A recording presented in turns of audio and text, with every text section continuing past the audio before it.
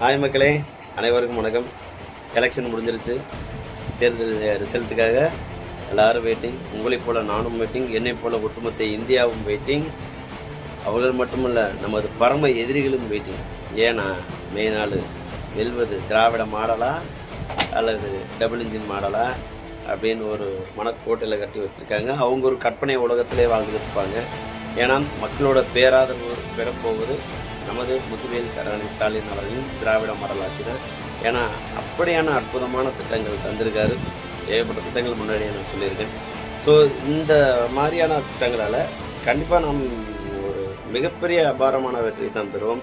குறிப்பாக எல்லா கருத்து கணிப்புகளும் 170+ அப்படின்னு தான் சொல்லியிருக்காங்க. நமது தலைவர் சொன்னது வெல்வோம் 200 படைப்போம் வரலாறு. நிச்சயமாக அந்த சாதனை மே 4 அன்னைக்கு நடக்கும் நான் நினைக்கிறேன், நம்புகிறேன்.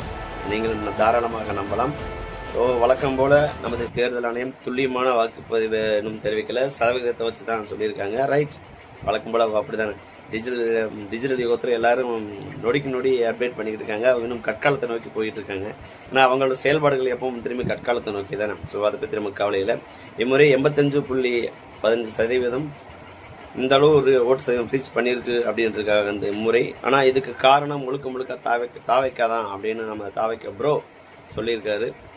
வழக்கம் போல் நம்ம ப்ரோ எதையாவது ஒன்று திமுக மேலே போய் சொல்லிட்டு தான் இருப்பார். ஏன்னா எல்லாம் வழக்கம் போல் ஏதாவது ஒரு போய் நான் தாங்காரன்னு சொல்லுவார். மேற்கவங்க 92.2% வாக்கு சதவீதம் அடைஞ்சிருக்காங்க. இதுக்கும் அண்ணன் தான் காரணமானா அது அண்ணன் தான் சொல்லணும். Right, okay.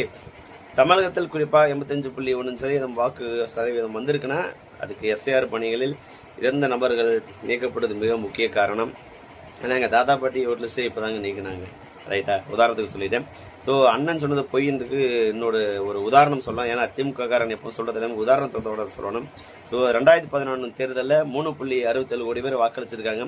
அது கடந்த தேர்தலோட அவங்க அதுக்கு முன்னாடி உள்ள தேர்தலோட 11.4% தான் கூட.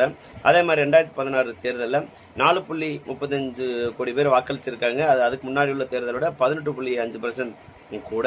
அதே மாதிரி 2021 தேர்தல் 4.62 கோடி பேர் வாக்களிச்சிருக்காங்க. அது 6.62% கடந்த தேர்தலோட கூட. இப்போ 2026 4.88 கோடி பேர் வாக்களிச்சிருக்காங்க. அது வெறும் 5.53% கூட. எவ்வளவு? 5.53%. கடந்த 15 வருட தேர்தல்கள் ஒப்பிடும்போது இந்த பர்சன்ட் ரொம்ப கம்மி. ஸோ யாரோ ஒரு பொய் பிம்பத்தை அண்ணனுக்கு சொல்லியிருக்கலாம். தகவலே பாவம் சொல்லியிருந்திருக்கலாம். நான் கொஞ்சம் வெளியே வந்து உண்மையான தகவலை கேளுங்க, தெரிஞ்சுக்குங்க, நல்லது. சரி, ரைட், அதெல்லாம் விடுங்க. இப்போது நமது திராவிட முன்னேற்ற கழக அரசு, திராவிட மாடல் அரசு, முத்துவேல் கருணாநிதி ஸ்டாலின் திராவிட மாடல் ஆட்சி மிக பிரம்மாண்டமான வெற்றியை பெறப்போகுது அப்படின்னும்